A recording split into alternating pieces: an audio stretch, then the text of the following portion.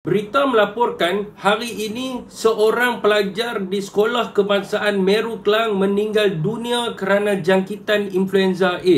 Saudara, sedia maklum dengan kenyataan daripada Menteri Kesihatan semalam di mana 80% jangkitan influenza A ini ditemui di sekolah-sekolah dan juga pusat asuhan di seluruh negara. Saudara dan sedari, persoalannya kenapalah Menteri Pendidikan ni dia tidak mahu menutup sekolah-sekolah dan mengaktifkan semula kaedah pengajaran dan pembelajaran di rumah, iaitu PDPR. Saudara, sekarang ni timbul juga persoalan kenapa ada dua arahan yang berbeza, di mana 34 maktab rendah Saimara MRSM diarahkan ditutup. Tetapi sekolah berasrama penuh dan sekolah harian biasa yang lain masih lagi beroperasi. Adakah kerajaan hari ini nak tunggu dia punya kes naik melonjak dan lebih ramai lagi yang kematian barulah mereka ingin mengambil tindakan yang tegas? Sepatutnya pihak kerajaan madani ini, khususnya Kementerian Pendidikan, perlu melakukan pencegahan awal dengan melakukan penutupan sementara sekolah